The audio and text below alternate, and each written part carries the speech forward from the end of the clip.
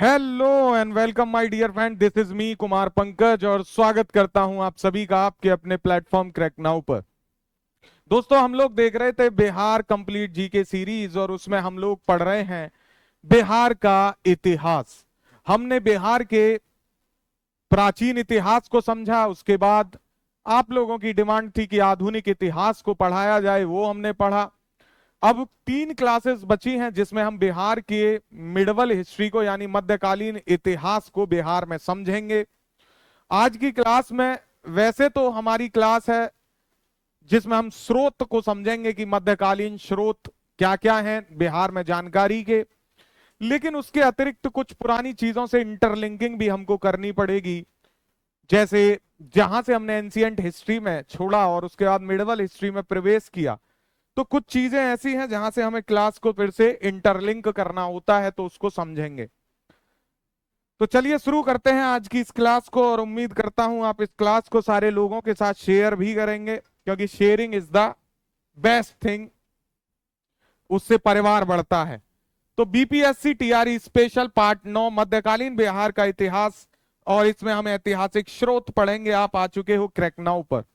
सबसे पहले हमने जहां एंशियंट हिस्ट्री में क्लास को छोड़ा था उससे आगे हम पढ़ने का प्रयास करेंगे, ताकि एक रूपरेखा बन जाए कि हमें पढ़ना और समझना क्या क्या है दोस्तों।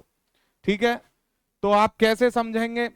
हमने लास्ट एंशियंट की क्लास में पढ़ा था बिहार एवं ममलूक वंश, और इसका समयकाल माना जाता है 1206 से 1290 ईस्वी तक। दोस्तों, बिहार और ममलूक वंश, तो आपको पता है कि 1198 में मैंने आपको पढ़ाया कि किस तरीके से बख्तियार खिलजी ने आक्रमण किया बिहार में, और उसने उदंतपुरी महाविद्यालय को नष्ट किया, नालंदा विश्वविद्यालय को नष्ट किया और कई सारे महाविहारों को तोड़ने का काम किया। उसके बाद शासन करने के बाद 1206 में बख्तियार खिलजी की हो गई मृत्यु। उसके पश्चात कुतुबुद्दीन ऐबक ने उत्तर भारत में गुलाम वंश की स्थापना की। किसने? बख्तियार खिलजी के बाद गुलाम वंश आया। गुलाम वंश का संस्थापक कौन था? कुतुबुद्दीन ऐबक। ये आपने मध्यकालीन इतिहास का जो फाउंडेशन कोर्स है हमारा, उस फाउंडेशन कोर्स में आपने पढ़ लिया है। तो अगर आप लोग क्रैक नाउ से फाउंडेशन कोर्स जो ज्वाइन करना चाहते हैं, बीपीएससी की तैयारी करना चाहते हैं, टेस्ट सीरीज से जुड़ना चाहते हैं, तो आप इस नंबर पे मैसेज कर लीजिए। वहां पे हमारी डिटेल क्लास होती है, ऑनलाइन ऑफलाइन बैचेस चलते हैं, तो आप इस नंबर पे हमें मैसेज करके जानकारी प्राप्त कर सकते हैं किसी भी क्लास के लिए, टेस्ट सीरीज के लिए, जो भी आप ज्वाइन करना चाहें। तो हमने बताया था आपको कुतुबुद्दीन ऐबक ने किस तरीके से गुलाम वंश की स्थापना की, और ऐबक ने जब गुलाम वंश की स्थापना उत्तरी भारत में की तो दिल्ली पर उसका कोई विशेष ध्यान नहीं रहा। इसके कारण जो बिहार के स्थानीय सामंत थे उन्होंने स्वतंत्र होने की कोशिश की बिहार में, और वो स्वतंत्र हुए भी। ऐबक का काल खत्म हुआ और इल्तुतमिश 1210 से 1236 ईस्वी तक शासक बना, जो है उत्तर भारत में इल्तुतमिश। और इल्तुतमिश जैसे ही शासक बना दोस्तों, इसने 1225 में बिहार पर आक्रमण कर दिया। 1210 से इसका शासनकाल शुरू हुआ, 1225 ईस्वी में इसने बिहार पर आक्रमण किया।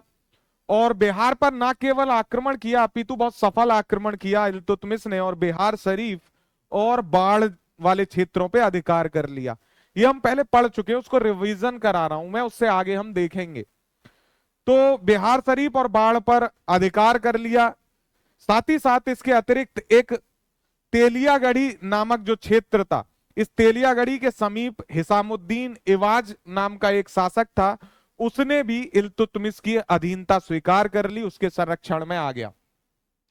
तो इल्तुतमिश ने 1225 में बिहार पे आक्रमण किया, बिहार शरीफ को अपना जो है अधिकार किया, बाढ़ वाले क्षेत्र में अधिकार किया, और तेलियागढ़ी के समीप जो है उसने अधिकार स्थापित किया, क्योंकि संरक्षण में आने का तात्पर्य है कि उसी की छत्र छाया में वहां का भी शासन चलने लगा। हिसामुद्दीन इवाज इस व्यक्ति का नाम था। दोस्तों, क्योंकि इल्तुतमिश ने बिहार पे आक्रमण किया था, लेकिन वो पूरे समय बिहार में नहीं रह सकता था, दिल्ली का शासक था, तो दिल्ली में उसे शासन सत्ता संभालनी थी। इसलिए उसने बिहार में एक प्रतिनिधि को छोड़ दिया जो इल्तुतमिश के नाम से शासन कर रहा था, उसका नाम था अलाउद्दीन जानी। और ये बात बहुत इंपॉर्टेंट है, इसको आप ध्यान रखेंगे, वेरी मोस्ट इंपॉर्टेंट। आपसे पूछेगा कि इल्तुतमिश ने जब बिहार पर आक्रमण किया तो किसको अपना जो है वहां पर प्रतिनिधि नियुक्त किया। या आपसे पूछेगा कि बिहार में इल्तुतमिश का प्रतिनिधि कौन था, तो आपको मलिक जानी नाम का ये व्यक्ति याद रखना है, जिसका पूरा नाम था मलिक अलाउद्दीन जानी। कहीं कहीं मलिक जानी भी लिखता है, ठीक है। फिर दोस्तों मलिक जानी जब इल्तुतमिश के प्रतिनिधि के तौर पर बिहार में काम कर रहा था, तो नासिरुद्दीन जो है जो है मलिक जानी को हिसामुद्दीन ने अपदस्थ कर दिया। जो यहां का शासक है ये हिसामुद्दीन इवाज, जिसने पहले इल्तुतमिश का संरक्षण प्राप्त कर रखा था, इसने मौका पाया और हिसामुद्दीन ने अलाउद्दीन जानी को हरा दिया और पुनः बिहार पर अपना अधिकार कर लिया, क्योंकि इसकी शक्ति मजबूत हुई और इसने फिर से लड़ाई लड़ी और जीत गया। लेकिन इसकी जीत कुछ समय के लिए ही रही। 1226 ईस्वी में इल्तुतमिश का पुत्र था नसरुद्दीन महसूद, इसने फिर से हिसामुद्दीन को पराजित कर दिया और बिहार पर फिर से अपना आक्रमण जो है शासन स्थापित किया। ये बात आप ध्यान रखेंगे, है ना। ये क्यों ध्यान रखेंगे, क्योंकि मैं आपको इसके आगे लेके चलता हूं। ये साक्ष्य है, साक्ष्य पे बात बाद में करेंगे, पहले मैं थोड़ी सी क्लास आपको पढ़ा देता हूं, नहीं तो फिर क्रम टूट जाएगा, ठीक है। तो बिहार में मध्यकालीन भारत का इतिहास यहां से शुरू होता है। मध्यकालीन बिहार का इतिहास जब आप खोलेंगे पुस्तक तो यहां से शुरू दिखाई देगा आपको, लेकिन मैंने आपको इंटरलिंकिंग कर दी, क्योंकि आप पीछे वाली क्लास से तालमेल बिठा पाएंगे तो फिर इस क्लास को आराम से समझ पाएंगे। ऐसे यहां से शुरू होता है। स्रोत क्या है उनको हम बाद में देख लेंगे, कोई समस्या वाली बात नहीं है।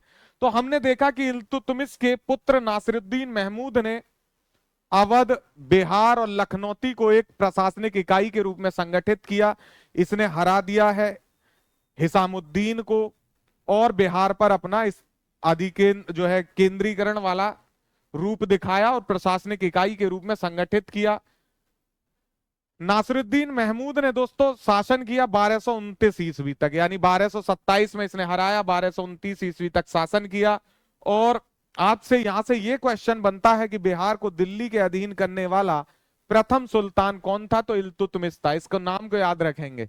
इल्तुतमिश से पहले बिहार एक स्वतंत्र सूबा था, है ना, लेकिन इल्तुतमिश ने बिहार को पहली बार अधीन किया है दिल्ली के, ये आप ध्यान रखेंगे। तो यहां एक जगह की बात आती है लखनौती। ये लखनौती बहुत महत्वपूर्ण हो जाता है, इसको ध्यान रखेंगे। जब ये सारी चीजें चल रही थी और इल्तुतमिश के संरक्षण में बिहार आ गया था, उसके आधिपत्य के अंतर्गत आ गया था, तो तभी लखनौती में जो है इख्तियारुद्दीन बलका एक व्यक्ति था, इसने विद्रोह कर दिया। किसने? इख्तियारुद्दीन बलका। और ये जो लखनौती है ये आता था इल्तुतमिश के ही अंतर्गत। तो इस विद्रोह को दबाने के लिए इल्तुतमिश को सारी चीजें छोड़ के लखनौती जाना पड़ा। कहां जाना पड़ा? लखनौती। और लखनौती जाने के बाद इसने बलका खां को पराजित किया। और ऐसा करने के बाद इसे लगने लगा कि कहीं फिर कोई और व्यक्ति फिर से विद्रोह ना कर दे, बिहार में विद्रोह ना हो जाए या फिर अवध में विद्रोह ना हो जाए, तो इसने बिहार और बंगाल को पृथक कर दिया ताकि शक्ति का केंद्रीकरण एक साथ ना हो सके, इल्तुतमिश ने। और इसने मलिक सफुद्दीन ऐबक को बिहार का उपशासक नियुक्त किया। ध्यान रखेंगे, इंपॉर्टेंट है। इल्तुतमिश का प्रतिनिधि हमने पीछे देखा, प्रतिनिधि का क्या नाम था बताएगा कोई? अभी मैंने आपको कमेंट में बताया है, पीछे बताइए क्या है। तो बिहार और बंगाल को पृथक कर मलिक सफुद्दीन ऐबक को बिहार का उपशासक और अलाउद्दीन जानी को दोस्तों बंगाल का उपशासक नियुक्त कर दिया। और यही अलाउद्दीन जानी है जिसका मैंने अभी बताया, मलिक जानी या मलिक अलाउद्दीन जानी, जिसको प्रतिनिधि नियुक्त किया और जो है नवाज ने, हसीमुद्दीन नवाज ने इसको हटा दिया था इसके पद से। तो इसको फिर से अलाउद्दीन जानी को इल्तुतमिश ने बंगाल का उपशासक नियुक्त कर दिया और मलिक सफुद्दीन ऐबक को बिहार का उपशासक, ये याद रखिएगा, पूछता है यहां से। फिर इसके कुछ दिनों बाद इल्तुतमिश ने तुगान खां को बिहार का सूबेदार, जो आज के समय में गवर्नर कहते हो आप, बिहार का सूबेदार नियुक्त किया। तो आपने 3 नाम बिहार के संदर्भ में इल्तुतमिश से याद रखने हैं। एक याद रखना है मलिक अलाउद्दीन जानी, जिसको प्रतिनिधि नियुक्त किया। फिर उसके बाद याद रखना मलिक सफुद्दीन ऐबक, जिसको बिहार का उपशासक नियुक्त किया। और तीसरा है तुगान खां, जिसको बिहार का सूबेदार नियुक्त किया इल्तुतमिश ने। याद रहेगी इतनी बात। फिर दोस्तों इल्तुतमिश की हो गई मृत्यु, और इल्तुतमिश की मृत्यु के बाद बलबन बन गया दिल्ली का सल्तनत का सुल्तान। दिल्ली की गद्दी पर बलबन बैठा। ये सब मैं मिडाइवल हिस्ट्री में पढ़ा चुका हूं।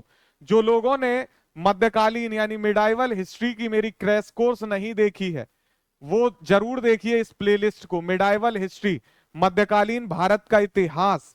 मैंने धमाका नाम से ये पढ़ाया हुआ है, प्लेलिस्ट में आपको मिलेगा। ये सारे लोग जो इस क्लास को देख रहे हैं, उनसे मेरी रिकमेंडेशन है कि डिटेल पढ़ने के लिए आप धमाका, मध्यकालीन भारत का भारतीय इतिहास का धमाका, इस प्लेलिस्ट को देखिए। कोई 10 क्लासेस हैं 15-20 मिनट की। मैंने पूरे मध्यकालीन इतिहास को इसमें पढ़ाया है ट्रिक के साथ। तो उस प्लेलिस्ट को आप जरूर देखिएगा, बहुत हेल्प करेगी आपकी, ये मेरा दावा है आप लोगों से। तो जितना मैं कहता हूं उतना आप देखते जाओगे तो जीवन आसान हो जाएगा। आप लोग बिहार का एग्जाम दे रहे हैं तो बिहार स्पेशल, इम्तियाज अहमद स्पेशल और ये बिहार कंप्लीट जीके सीरीज देख लो, सारा सिलेबस ऑलमोस्ट कंप्लीट हो जाएगा। आप इतिहास पढ़ना चाहते हैं, आप पॉलिटी पढ़ना चाहते हैं, अलग से प्लेलिस्ट है और मैंने डिटेल में पढ़ाया हुआ है, जितने की रिक्वायरमेंट होती है वो भी आप देखा करिए। तो इल्तुतमिश की मृत्यु के पश्चात जब बलबन दिल्ली की सुल्तान जो है सल्तनत की गद्दी पर बैठा, तो उसने बिहार को बंगाल से फिर अलग कर दिया। बलबन ने भी ये काम किया। और गया के वनराज, ये नाम ध्यान रखेंगे, गया के वनराज नामक राजा की गया प्रशस्ति से ऐसे विवरण भी मिलते हैं कि गया का क्षेत्र दिल्ली के अधीन था। किसके? गया का क्षेत्र दिल्ली के अधीन। तो दिल्ली का क्षेत्र हमने देखा कि इल्तुतमिश के अधीन, और दोस्तों उसके बाद हमने किसके अधीन देखा? हमने देखा जो है बलबन के अधीन। अब बात आती है भाई खिलजी वंश की। तो गुलाम वंश समाप्त हुआ। दिल्ली सल्तनत में 1290 ईस्वी में खिलजी वंश की स्थापना हुई। जलालुद्दीन फिरोज खिलजी खिलजी वंश का संस्थापक माना जाता है। ये ट्रिक मैंने माध्यम से आपको पढ़ाया हुआ है। धमाका वीडियो जरूर देखिएगा, मध्यकालीन भारतीय इतिहास का धमाका, है ना, वहां ये ट्रिक मिलेंगी आपको। तो जलालुद्दीन फिरोज खिलजी खिलजी वंश का संस्थापक था। उसके शासनकाल में बिहार का क्षेत्र दिल्ली सल्तनत के अधीन नहीं, अपितु बंगाल के शासक रुकुनुद्दीन था। क्या नाम था? रुकुनुद्दीन कैकाउस, ये नाम याद रखेंगे। तो रुकुनुद्दीन कैकाउस के अधीन था। किसके समय की बात हो रही है? जलालुद्दीन फिरोज खिलजी के समय की। तो बिहार का क्षेत्र दिल्ली के अंतर्गत नहीं आ रहा है खिलजी वंश के समय, ये आ रहा है बंगाल के शासक रुकुनुद्दीन कैकाउस के अधीन। ठीक है। फिर आया अलाउद्दीन खिलजी, शासक बना अपने चाचा की हत्या करके, और अलाउद्दीन खिलजी ने शेख मोहम्मद इस्माइल के नेतृत्व में दरभंगा में सेना भेजी। और दरभंगा आप जानते हो तिरहुत वाला क्षेत्र। तो इसने दरभंगा में सेना भेजी, लेकिन दरभंगा के राजा थे शक्र सिंह। इंपॉर्टेंट है, याद रखेंगे, क्वेश्चन बनता है यहां से कि जब अलाउद्दीन खिलजी ने शेख मोहम्मद इस्माइल के नेतृत्व में सैनिक अभियान भेजा दरभंगा, तो वहां के राजा कौन थे? तो शक्र सिंह थे। और शक्र सिंह इसलिए पूछे जाते हैं क्यों नहीं इन्होंने ये शेख मोहम्मद इस्माइल की सेना को पराजित कर दिया था दोस्तों। लेकिन समय का पहिया पलटा और शेख मोहम्मद इस्माइल ने पुनः आक्रमण किया, और इस बार उसने राजा शक्र सिंह को बंदी बना लिया और बंदी बनाकर इनको दिल्ली ले गया दोस्तों। दिल्ली ले जाने के बाद अलाउद्दीन खिलजी और शक्र सिंह के बीच में समझौता हो गया। और ऐसा कहा जाता है कि यह समझौता ना केवल जो है भौतिक स्तर पे हुआ, बल्कि मानसिक स्तर पे भी ये समझौता हो गया, और इनके संबंध इतने मधुर हो गए अलाउद्दीन खिलजी और शक्र सिंह के, कि शक्र सिंह ने जब खिलजी ने रणथंबोर पर अभियान किया था, ये खिलजी का रणथंबोर अभियान आप सब लोग जानते हो। तो खिलजी के रणथंबोर अभियान जो 1299 से 1300 ईस्वी में हुआ, शक्र सिंह ने अलाउद्दीन खिलजी की ओर से भाग लिया था रणथंबोर के युद्ध में। तो आप समझिए कि कितना ज्यादा जो है मधुर संबंध इनके हो गए होंगे कि जिस व्यक्ति को बंदी बनाया गया हो वो अपने ही जो है प्रतिद्वंदी के साथ आक्रमण कर रहा है किसी दूसरे राजा पर। तो रणथंभौर के युद्ध में शक्र सिंह ने भाग लिया था अलाउद्दीन खिलजी के साथ, याद रखेंगे, पूछा जा सकता है। अब आती है बिहार के शाहपुर वाले क्षेत्र की बात, जो भोजपुर जिला वर्तमान में देखते हो। जैसे मैंने आपको बताया शाहाबाद, तो शाहाबाद का तात्पर्य बक्सर, भोजपुर, रोहतास, कैमूर वाले क्षेत्र से आता है। शाहपुर भोजपुर जिला से संबंधित बात कही जाती है। तो खिलजी कालीन कुछ सिक्के यहां से प्राप्त हुए। आपसे पूछेगा कहां से जो है खिलजी कालीन कुछ सिक्के प्राप्त हुए हैं, तो शाहपुर से, जो भोजपुर जिला में पड़ता है। तुर्क सेना ने बिहार बंगाल अभियान के दौरान राजा हरि सिंह देव पर आक्रमण किया था। ये मैं आपको बता चुका हूं, कर्नाट वंश के समय की बात है। और हरि सिंह देव जी इतने ज्यादा परेशान हो गए कि वो छोड़ के चले गए थे शासन को, और जाकर उन्होंने नेपाल में जो है एक अलग से मिथिला साम्राज्य की स्थापना की। वो मैं आपको पीछे बता चुका हूं। अब बात आती है तुगलक डायनेस्टी की बिहार के संदर्भ में। तो गयासुद्दीन तुगलक को आप याद रखेंगे। इन्होंने, गयासुद्दीन तुगलक ने तिरहुत में एक टकसाल शहर की नींव रखी, जिसे तुगलकाबाद या तिरहुत कहा जाता है। ध्यान रखेंगे, तिरहुत जो शब्द आ रहा है वो यहां से आता है गयासुद्दीन तुगलक के कारण। तुगलकाबाद अथवा तिरहुत कहा गया। और ऐसा माना जाता है कि तुगलक काल में संभवतः दरभंगा शहर का नाम तुगलकपुर ही रखा गया। तो आपसे पूछ लेगा, गयासुद्दीन तुगलक की वजह से इसको तुगलकपुर कहा जाता है, नाम याद रखेंगे। ठीक है, जैसे बख्तियार खिलजी ने बख्तियारपुर शहर बसाया, वैसे आप याद रखेंगे गयासुद्दीन तुगलक ने तुगलकपुर, और कहां पर दोस्तों, दरभंगा वाले क्षेत्र में।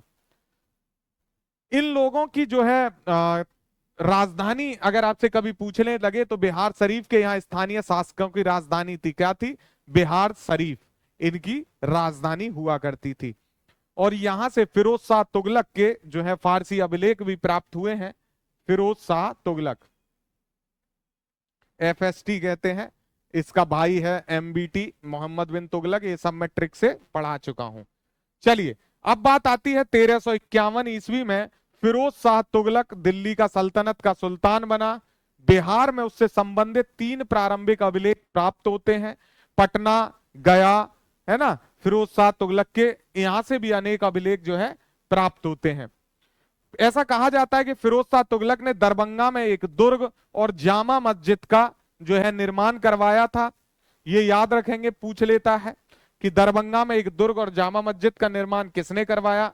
तो ध्यान रखेंगे, फिरोज शाह तुगलक ने करवाया है। फिरोज शाह तुगलक के कमजोर उत्तराधिकारी कालांतर में बिहार के क्षेत्रों पर नियंत्रण नहीं रख सके और बिहार के सामंत फिर से स्वतंत्र होने लग गए। तुगलक काल में, ध्यान रखेंगे, इसी तुगलक काल में मोहम्मद मलिक इब्राहिम या मलिक बयां भी इसको कहा जाता है, एक प्रमुख प्रशासक था तुगलक काल में। ठीक है, मलिक इब्राहिम या मलिक बयां एक प्रमुख प्रशासक माना जाता है। बिहार शरीफ स्थित इसका मकबरा किसका? मलिक बयां का। इसको पूछता है, इंपॉर्टेंट है कि बिहार शरीफ में किसका मकबरा है, तो मलिक बयां का। या फिर आपसे पूछेगा मलिक बयां का मकबरा कहाँ है, तो बिहार शरीफ में।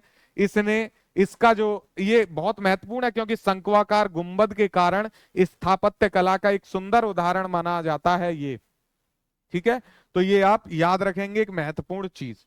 अब आते हैं अपने उसी टॉपिक पे जहां से हमने छोड़ दिया था कि मध्यकालीन बिहार के इतिहास के ऐतिहासिक स्रोत क्या हैं, कहां से हमें जो है मध्यकालीन जो है बिहार के इतिहास के बारे में जानकारी दोस्तों प्राप्त होती है। तो 3 महत्वपूर्ण स्रोत हैं, एक है साहित्यिक स्रोत, एक है पुरातात्विक स्रोत, एक है यूरोपीय यात्रियों के विवरण। ये यात्रियों नहीं होगा, यात्रियों होगा, है ना। तो यूरोपीय यात्री जो आए।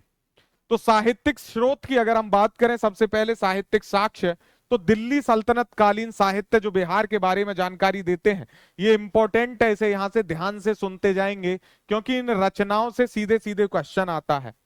तो मिनहाज जो सिराज की है तबकाते नासिरी, इससे बिहार के बारे में जानकारी मिलती है। आपसे यहां से पूछ सकता है कि तबकाते नासिरी किसकी रचना है, तो मिनहाज जो सिराज की। बरनी की है तारीखे फिरोज शाही, किसकी है? बरनी की। क्या नाम है? तारीखे फिरोज शाही। रिज़कुल्लाह की है वाकियाते मुस्ताकी। यहां से सीधा जो है मैंने, जो हमारी बीपीएससी की टेस्ट सीरीज चल रही है ना, बीपीएससी की टेस्ट सीरीज में दोस्तों ये मैंने आपसे क्वेश्चन पूछा था बिहार स्पेशल में। जिन लोगों ने वो टेस्ट सीरीज दी है उनको पता होगा, ये सीधा का सीधा जो है क्वेश्चन वहां पूछा गया था। लोगों को लगा कहां से आया है, तो ये यहां से क्वेश्चन था। तो मिनाज और सिराज की तबकाते नासिरी, बरनी की तारीख फिरोज शाही, रिज़कुल्लाह की वाकियात मुस्ताकी और शेख कबीर की है अफसाना ए जहां।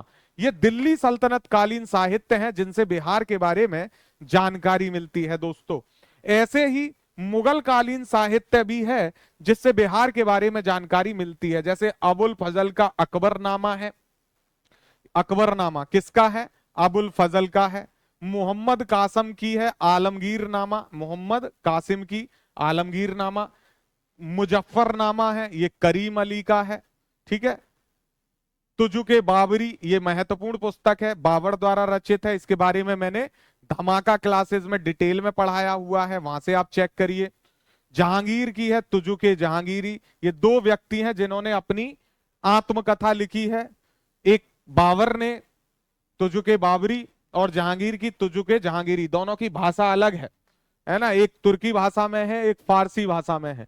तो इससे भी क्वेश्चन बनता है, ये आप बताएंगे। फिर दूसरा आता है पुरातात्विक साक्ष्य। हमने पहले कौन से साक्ष्य देख लिए हैं? तो पहले हमने देखे साहित्यिक साक्ष्य, जिसमें एक में हमने देखा जो है सल्तनत कालीन साहित्य, दूसरा मुगल कालीन साहित्य। अब हम पुरातात्विक साक्ष्य देखते हैं जहां से बिहार के बारे में जानकारी मिलती है। तो सबसे पहले है अभिलेख। ये है बल्लाल सेन का सनूखर अभिलेख, खारवार के अभिलेख। हम किसकी बात कर रहे हैं? मध्यकालीन बिहार के इतिहास की। हमने प्राचीन इतिहास के स्रोत अलग देखे थे, उसमें अभिलेख में अशोक का अभिलेख, हाथी गुम्फा अभिलेख, है ना, वहां अलग अभिलेख थे। यहाँ मध्यकालीन अगर इतिहास की बात करें कि बिहार के मध्यकालीन इतिहास के बारे में जानकारी कहां से मिलती है, तो बल्लाल सेन का सनोखर अभिलेख, खारवार के अभिलेख, है ना। इसके अतिरिक्त आप देखेंगे दोस्तों तो संग्राम गुप्त का पंचोब ताम्रपत्र अभिलेख है, बुद्ध सेन का बोधगया अभिलेख है, इंपॉर्टेंट है। फिरोज तुगलक का राजगीर जैन अभिलेख है, शेरशाह सूरी का भभुआ अभिलेख है, मोहम्मद बिन तुगलक का बेदीवन अभिलेख है। तो इसमें से आप इनको एक एक दो दो बार भी पढ़ेंगे तो आपको याद हो जाएगा, ठीक है, लेकिन पढ़ना जरूरी है दोस्तों। अब आती है यूरोपीय यात्रियों के विवरण। यूरोपीय यात्रियों के विवरण कौन कौन से हैं जो मध्यकालीन इतिहास के लिए महत्वपूर्ण है? तो रॉल्फ फिच है। ये तो मैंने आपको इम्तियाज अहमद की जो सीरीज करा रहा हूं, है ना, इम्तियाज अहमद की हमारी क्लास कितने बजे होती है रोज? जो लोग क्लास करते हैं बताइए। 2 PM लाइव होती है भाई। इस पे कौन कौन नहीं जुड़ा है? इम्तियाज अहमद 2 PM लाइव, इसको जुड़ो, डिटेल डिस्कशन में कराता हूं।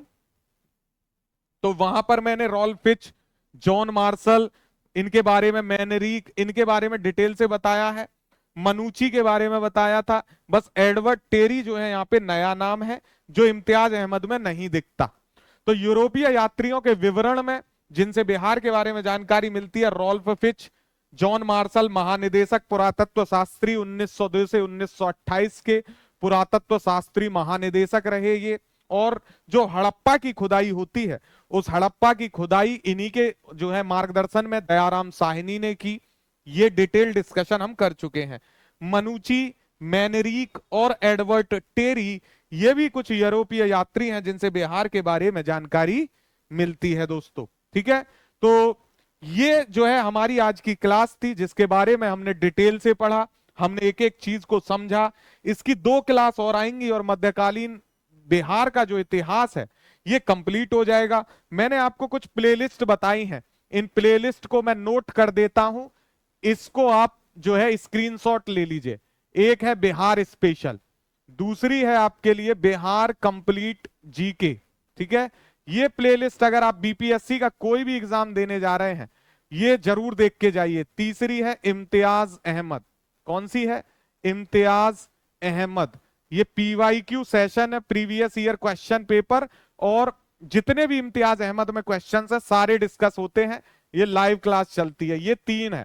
इसके अतिरिक्त है अगर आप पॉलिटी पढ़ना चाहते हैं तो डिटेल में मैंने पॉलिटी पढ़ाई हुई है, इसको भी आप देखिए। इसके अतिरिक्त है धमाका, जिसमें मध्यकालीन भारत का इतिहास का धमाका है। इसके अतिरिक्त है सामान्य विज्ञान, जिसको जैसर पढ़ाते हैं, ये भी लाइव क्लास होती है। कितने बजे? 7 AM पे होती है। ठीक है, तो ये कुछ प्लेलिस्ट हैं जिनको आप छोड़ नहीं सकते, जो आपको पढ़नी चाहिए। इसके स्क्रीनशॉट ले लीजिए। एक और है यहां पर, इकोनॉमी भी मैंने पढ़ाई हुई है और उसको डिटेल में मैं पढ़ाऊंगा भी। पेड क्लासेस भी होने वाली हैं इकोनॉमी की। आप लोग इकोनॉमी अलग से पढ़ना चाहते हैं तो ऑनलाइन ऑफलाइन दोनों बैचेस होते हैं, आप उससे भी जुड़ सकते हैं। तो ये मस्ट वॉच हैं 3, जो बीपीएससी देने जा रहे हो तो इन तीनों को तो नहीं छोड़ोगे। एक्स्ट्रा एज ऑन पॉलिटी नहीं पढ़ा हुआ है, धमाका सीरीज मिडाइवल हिस्ट्री के लिए, इनको एड ऑन करिए। मैं दावा करता हूं जीवन आसान हो जाएगा आपका। इतना पढ़ के जाइए, एग्जाम दीजिए, मुझे बताइएगा फिर कमेंट करके कि कितना आसान है आप जीवन, अगर आप इतना पढ़ लेते हैं। बहुत अलग तरीके से मैंने पढ़ाया है, एक एक चीज पे बारीकी से ध्यान देके पढ़ाया है। जीवन आसान करने का दावा लेके चला हूं, परिवर्तन करके रहूंगा। पढ़ते रहिए। All the best for your exam. Have a great day. जय हिंद।